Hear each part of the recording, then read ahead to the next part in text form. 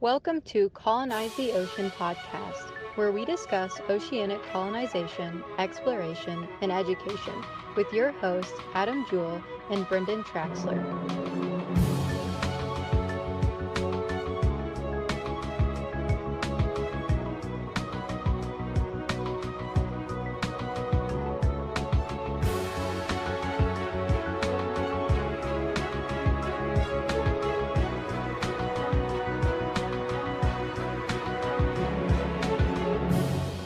One of the things we look at here at ASC when we're looking at, you know, how to develop this future of living underwater is setting down the the backbone, the foundation of what needs to happen.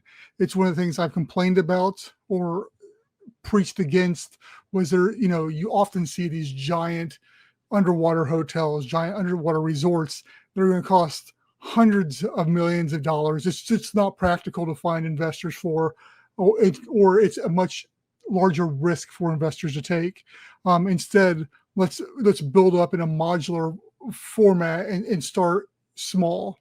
And one of the ways we can do that, and it's something that we've discussed on here in the past as well, and that is how do you battle not only the design element and the size element, but then the environmental aspect. And I'm not speaking as far as destruction of the environment, but where you're putting it.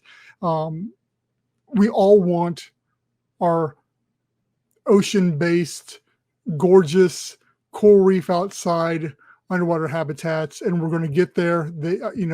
Science community has had those, and we will have those. We could build those today, but ASC is testing some design elements and some engineering elements that we don't believe have been really tried out there or used out there. Let me put it that way. That hopefully will cut down on cost as well as just change up the game a little bit for us.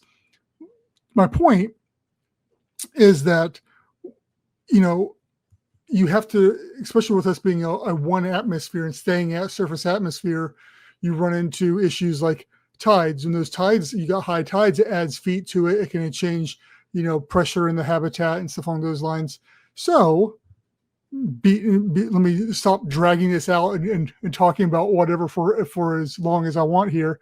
One thing that ASC is considering, and it's something that actually Adam had brought up years ago, and my lack of desire to do that, I think, it maybe slow down some aspects of what we were trying to do. But I think that one of the things that I try to pride myself in is I may knee-jerk reaction say no to something, but if I sit there and ponder on it, if it makes sense, I mean, I'm humble enough to be like, hey, if that's a smarter move, let's go that route. So, and I think that's something here that we're looking at. And then it's instead of going ocean first, looking at the freshwater route and quarries and dive locations, and allow the dive community in freshwater areas to test these out first. It's a controlled environment from the water aspect. Yes, it's an issue of, we don't have the gorgeous coral reefs and the pretty fish and all that you may expect, but we're able to, first off, regulation wise, it's going to be a little bit easier on us.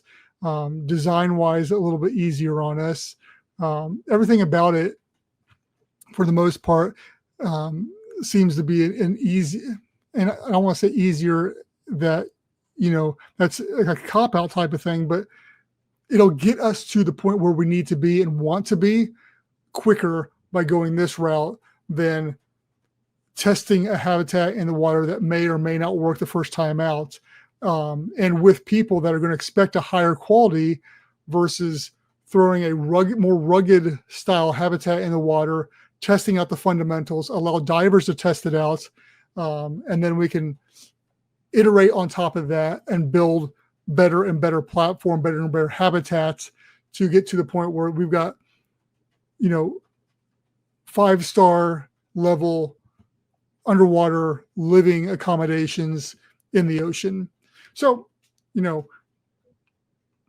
this is something Adam and I discussed 3-4 years ago.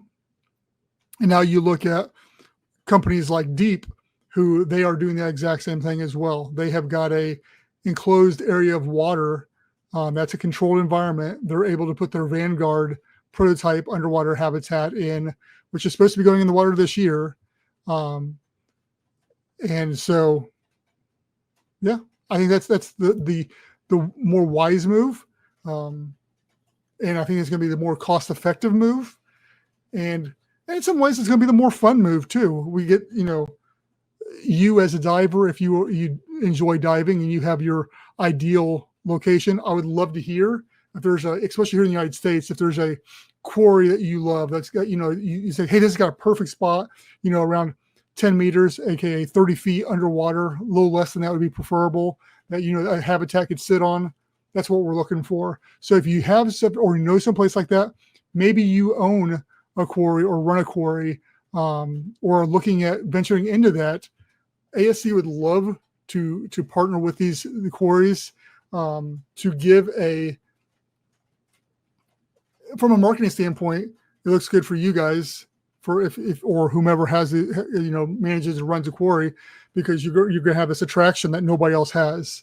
So yeah, if you know somebody, you are somebody, shoot me a message, or shoot them a message if you got that contact, and let's go from there. I'm excited about this. Summer is right around the corner. All these places are starting to open up and get regular visitors in there. We're in the process of contacting these locations as well, and moving forward and seeing who we can partner with to get this done. So with that being said, I'm trying to weed off of the question every time, but at the same time, do you like this idea? Think about it at first, because like I say, when Adam first posed it to me, I was like, no, absolutely not. But now, as we're looking at what we're trying to do, taking things back to the bare minimum, the first principles, and trying to figure out how to do this, I think this is a better move for us. So what do you think? Let me know. Obviously, shoot me a message, shoot us a message, follow our socials, check us out, and we can't wait to hear from you.